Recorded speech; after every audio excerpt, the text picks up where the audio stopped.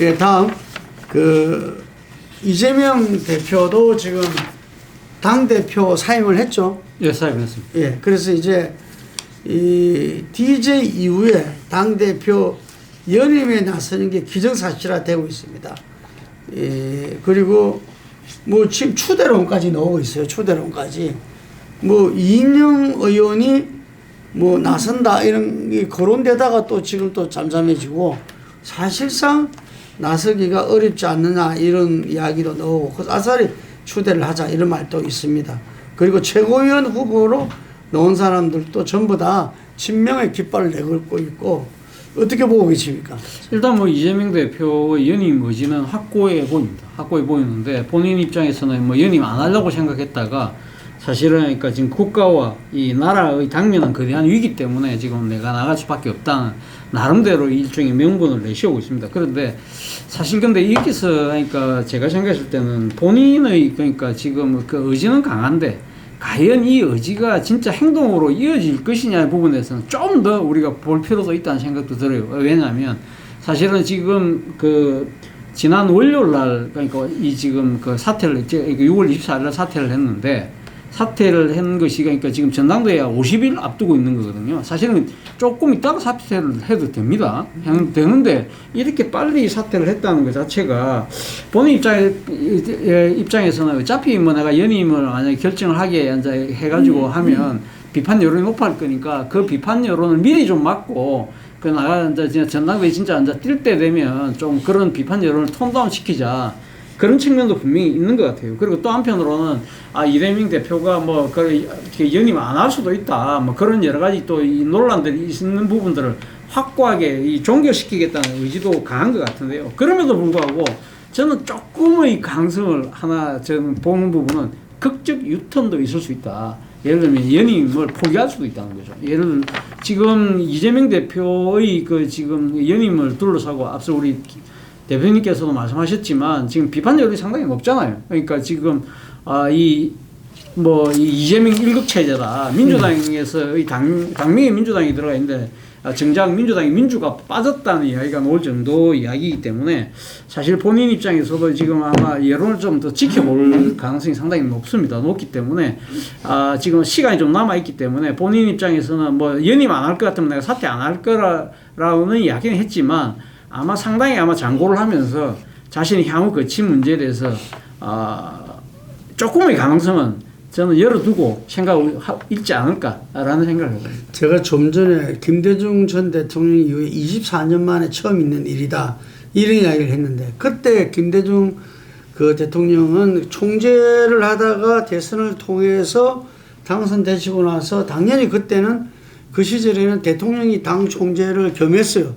그러다가 이제는 이 정당 민주주의의 문제 제기 속에서 제왕적 당 총재를 갖다가 그 당내 민주주의 변화 속에서 내려놓은 거거든요. 그러니까 그 시절하고 지금하고 같이 이렇게 비교해 볼 수는 없죠. 그렇죠. 그렇다면은 상당히 이례적인 일이다. 그래서 본인도 고민을 많이 했고 지금도 그 부분을 명확하게 하지는 않아요. 이게 제가 보니까 뉴스에서 자기가 지금 사퇴를 한다는 것은 출마 안 하면은 뭐 사퇴 하겠냐 이런 말씀은 했더라고. 그러니까 그렇지만 연임을 하겠다고는 또 이야기를 안 하겠다고는 이야기지 않았어요. 제가 볼 때 안 하면 장을 찢겠습니다. 안 하면 지금까지 저렇게 독재를 할 필요가 없어요. 당에 줄을 서고요. 왜냐하면 독재는 하면 할수록 내가 혹시 자리를 비우면 누군가가 나를 시해하지 않을까. 이렇기 때문에 독재는 계속해야 되는 거고 이재명이 그 레일에 올랐었다고 난 보고 있어요. 과거에 김대중 대통령 때 그 사람 대통령 되기 전에 그분이요. 그 당 대표 그 당 총재 선거가 있을 때 김상현 의원하고 견줬어요. 네, 맞습니다. 상당히 치열하게 싸웠어요. 네. 그래서 그 당시 그때 돌아가신 김원길 전 장관이 김상현 참모를 했어요. 맞아요. 네. 그런데도 DJ는 자기가 이기고 난 뒤에 김원길을 당의 정책위 의장으로 데리고 왔어요. 그리고 나중에 보건복지부 장관까지 시켰죠. 네, 네. 그런 부분을 본다 하면 또 더 나아가서 지난번에 보면 박지원이하고 문재인이하고 그 당 대표 선거를 치열하게 붙었잖아요. 아주 그냥 접전을 벌였죠. 대의원에서는 박지원 근데 의원이 이겼어요. 예, 이겼죠. 직접 투표에서는 이겼는데 이제 그 여론 반영 때문에 이제 뭐 어떤 팔 삐뚤어서 룰 고쳐서 뺏어 먹은 거나 마찬가지죠. 그렇게 보면 지금 이제 이재명한테 아무도 도전하지 못한다는 건 이거는 민주당 역사 지금 한 70년 넘은 민주당 역사에 못 내려야 되는 거예요.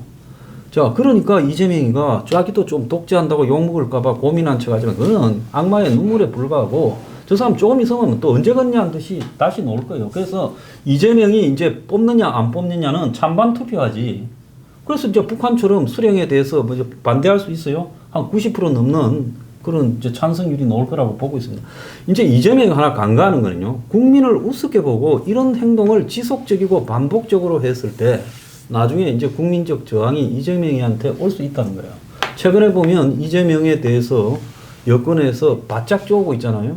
그 뭐 가지고 바짝 쪼냐. 대북 송금도 지금 본인 기소하고 이하영이 9년 반 때리고 또 저기 김만배하고 신학님이하고 후속시켰지요. 자, 그래서 이재명에 대해서 바짝 쪼는 거는 이재명이 공포감을 독재력으로 파시즘으로 조성하면 조성할수록 거기에 걸려서 이제 죽을 사람들은 결사적으로 막으려고 하겠죠.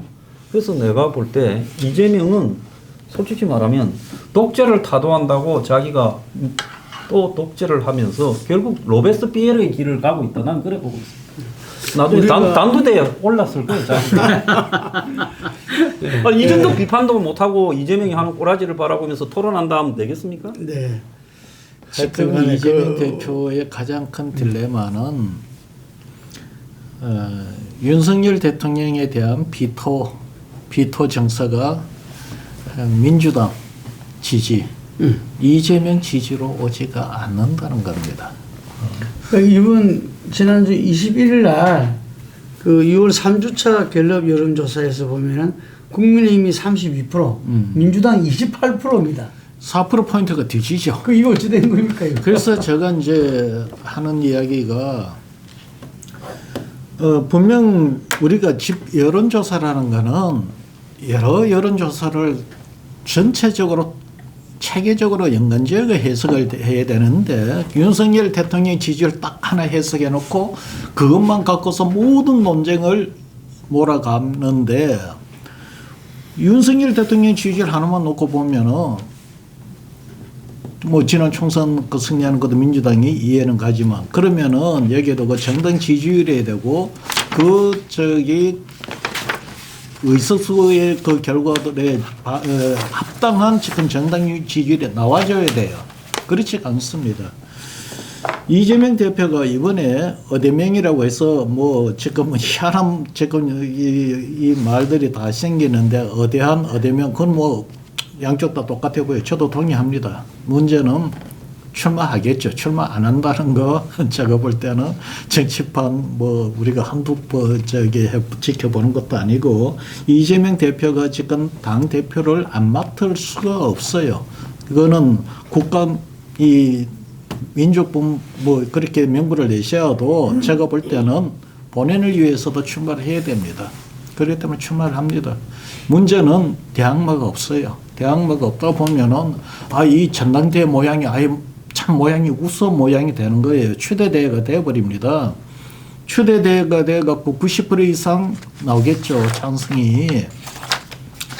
과연 그거는 지금 뭐 컨벤션 효과 뭐 이런 이야기나 그런 기대하기도 어렵고 그런 전당대회가 비춰졌을 때 어떤 그 국민들이 받아들일 것인가. 지금 당 지지율에 되고 총선의 대승에도 불구하고 당 지지율에 뒤지고 있는데 오히려 더 그런 현상을 악화시킬 수 있는 상황이 되지 않을까.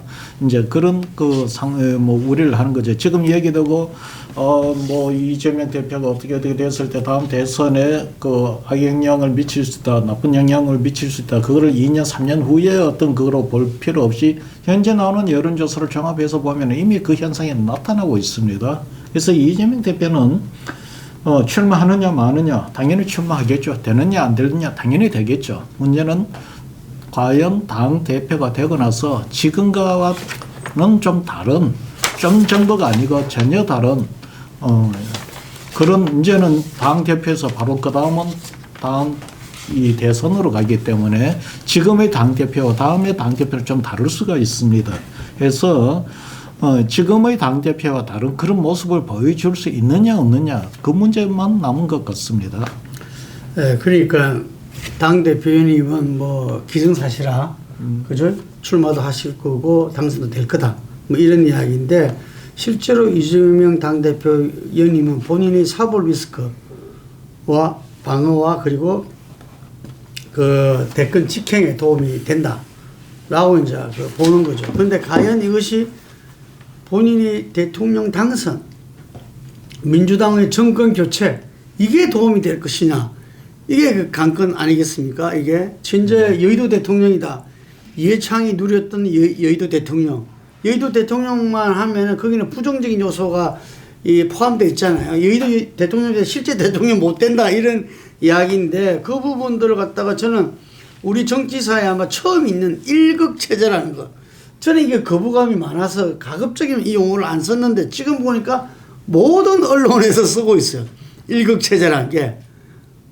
그래서 나는 이거는 아니다. 지금 우리 한 소장님이 뭐 수령 이야기도 하시고 했는데 이 정도 놓는 거는 자기가 상당히 이거는 그 위기라 생각하고 그 위기 대응 전략을 펼쳐야 되는 거 아닌가라는 생각이 드는데 그 핵심 측근 의원들은 예를 들면은 뭐 아버지부터 시작해가지고 온갖 그런 부분들을 더 이렇게 이재명 대통령 시대를 열어야 된다는 등 이렇게 나가고 있어요.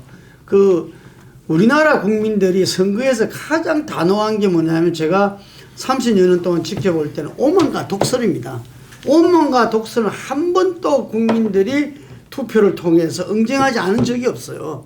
예. 그래서 저는 이 부분들 결국 대선은 뭡니까? 양쪽 지지자가 아니라 스윙보트에 의해서 판명 난다는 것은 뭐 기본 상식인데 과연 그 사람들한테 일극 체제의 완성을 갖다가 보여주면은 대권 승리하고 무슨 상관이 있다는 이야기입니까? 그런데도 불구하고 민주당을 생각하는 민주당 분들이 전당대회에 나와서 어쨌든 일극 체제가 아니고 내 같은 사람도 있다. 민주당이 그냥 이재명 전체 한 사람 있는 거 아니다. 보여줘야 되는데 지금 안 나오고 있어요. 왜 안 나오느냐? 뭐 사람이 없다, 패기가 없다, 대안이 없다 이런 말이 나오는데 사람들은 똑똑히 봤어요. 박용진 전 의원이 지난번에 당대표 나왔었잖아요. 뭐 표는 얼마 못 받았지만 어쨌든 간에 작심하고 이재명 대표랑 이렇게 붙었습니다. 예. 그러다 보니까 이번에 정말 이거는 온 국민이 보더라도 이거는 아니다 싶을 정도로 공천 학살을 당했잖아요. 그 성실하고 능력 있고 한 의원이 정말 그렇게 무참하게 그 공천에서 아웃되는 걸 보고 어느 누구가 이번 당대표 경선에 넣을 수 있을 것이냐. 아까 말한 대로 이 DJ는 그 압도적인 DJ를 대통령으로 만들어야 된다. 정권 교체를 해야 된다. 100% 한복설일 때도 김상현 전 의원이 나와서 그때 제가 알기로는 8대2였어요. 20% 지지율을 받았는데 그때 한 분들이 다 청와대도 그 다음에 장관도 시키고 다 했지 않습니까? 이게 항상 주류와 비주류가 6대4 이런 문화 속에서 민주당이 성장했고 커왔고 그게 국민들한테 저 당은 민주주의를 책임지는 정당으로 되어 왔는데 지금 이재명의 일극체제 저는 일극체제를 극복하지 않으면은 이 용어를 민주당에서 사라지게 하지 않으면은 민주당의 미래는 없다. 이재명 대통령은 없다고 봅니다. 예. 그래서 이 부분에 대해서 이번 전당대회에서 오히려 친명 핵심들이 이재명 대표를 중심으로 해서 이 전당대회 판을 어떻게 짤 것인가 고심에 고심을 해야 되고 그래야만이 비명이나 다른 민주당에 책임 있는 정치인들도 호응하리라 봅니다. 그러지 않는다면은 금방 이야기한 대로 왜 지금 순간에 국힘이 32%고 민주당이 28% 나오냐 이거. 아마 이 여론조사 보면 전부 다 조작됐다. 숫자를 좀 이렇게 잘못 읽은 거 아니냐 할 정도 지금 어떻게 국민의힘보다 민주당이 정당 지지가 낮게 나옵니까? 물론 그 부분들 조국혁신당이 9% 나왔어요. 조국혁신당하고 표하고 합하면 높다.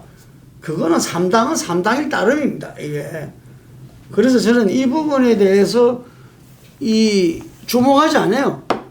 이걸 정말 당 핵심에서도 이야기해야 되고, 당대표도 이야기해야 됩니다. 이거 우리가 정말 국민들한테 뭘 잘못하고 있는지 우리가 좀 분발해야 된다. 이런 메시지를 던져야 됩니다. 그런 점에서 상당히 우려된다. 지금 아까 말씀대로 국민의힘은 7월 23일 날 뭔가 분수령이 필요해서는 어떤 결정이 나올 것 같아요. 그런데 지금 8월 18일입니까? 지금 민주당 전당대회 잡힌 게 정확한 일정을 모르겠어요. 그 점인 것 같은데 민주당도 그때 뭔가 정권 교체의 날개를 다느냐 이런 뭔가 국민들 기대를 가지지 않으면 안 된다는 말씀을 드립니다.